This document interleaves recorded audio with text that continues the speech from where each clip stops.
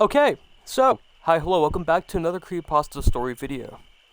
Today, Creepypasta we are going to be reading is called An Hour Ago, but before we get into it, I do want to say a few things. First off, the video is a one take, so if you do hear me stumble, mumble, fumble, and mess up my words, I am sorry.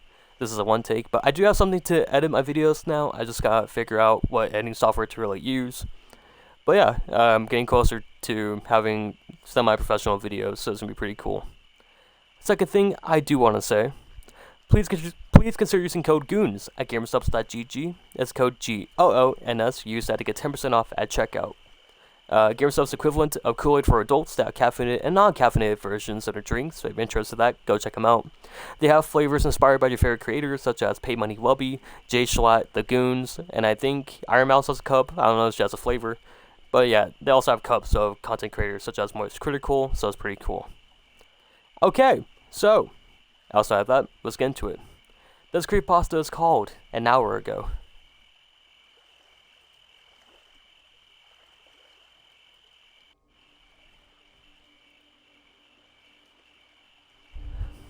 I'm the only one here, and I just woke up. My wife's not here, and she asked me if I wanted to join her in browsing for a new washing machine. I told her no, and that I'd much rather just stay at home. She left to go find a new washing machine, and even though the one we have now works just fine, I used it an hour ago.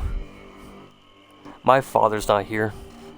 He lives with us since his wife died. He's an old, gray, respectable little man. I love him, but he never says much to me. He's old-fashioned. He used to cut wood for a living. He earned a nice living on it, and people need wood here. I guess I never noticed the cold.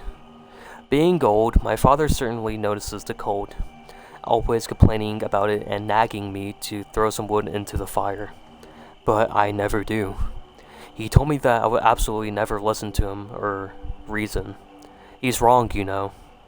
I used the fireplace just an hour ago. My son's not here.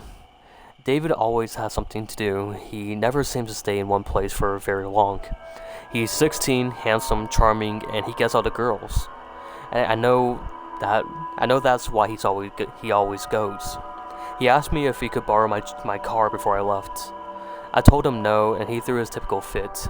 He said I always stay inside and never use my car for anything. That's not true. I used my car just an hour ago.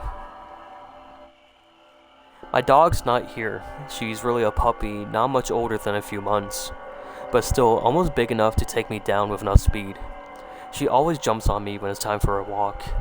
I never walk her, but for some reason I'm the one she's most attached to. I tell her no each time, and she even learned to fetch her leash and bring it to me, as if it was some sort of incentive or to send me on some guilt trip. I always chuckle at her, take the leash, and place it up a little higher, hoping next time she won't be able to reach it. Her eyes sometimes gets me, though. Pitiful puppy eyes. She's such a good actress, she has become less enthusiastic over time, as if to say to me that she lost hope that I will ever take her on a walk. She beckons me with a leash and nudging my hand with her wet nose, almost trying to force it into my hand to make sure I use it. I guess I finally gave in. I used the leash just an hour ago. I'm the only one here. I just woke up, but now I think I'll go back to sleep. It's too quiet here.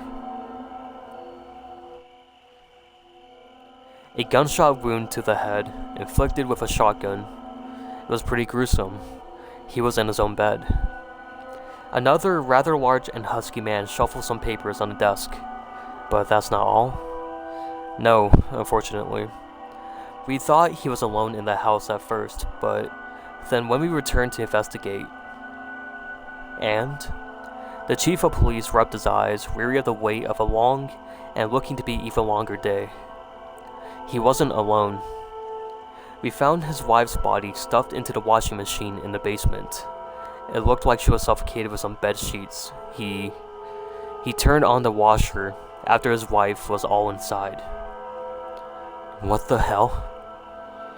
Then an older gentleman about 75 years old, who we presumed to be his father, actually we found the remains of him.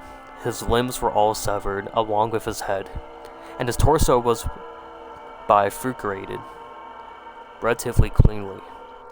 I might add, as if with an axe. We found the remains of the father in the fireplace, partly charred. The guy lit a match and threw him in with it. Looks like the hair was set on fire first. Jesus. A younger guy, anywhere from 15 to 18 years old. His son. We found him in the guy's car sitting in the garage. The car was on, and the kid's hands were duct taped to the steering wheel. His eyes were still open. And finally, we found his dog. This is the weirdest one. We found it several blocks down the street, followed by a trail of blood. It had his leash on, and all of his legs were amputated. It looked like the guy took it for a walk, but only it couldn't walk. Did this guy leave any kind of suicide note or anything? Or was he just fucking insane? Actually, we did find this note on his bed, written in shaky, uneven letters. We believe he wrote it just before he shot himself.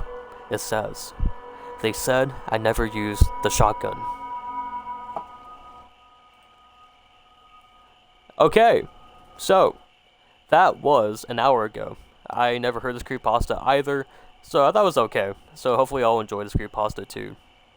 I don't have anything else to say. All my links are down below if you want to follow me anywhere else. Top of the description will be gamer subs. I'm not sponsored by them, but if I keep showing out the product, they might give me a code one day in the future. So I'm trying to get on the good side. But yeah, it is what it is. I'll keep us here just for a little bit longer. And okay, so I do want to say thank you guys so much for watching, and I'll see you guys later. Bye, everyone.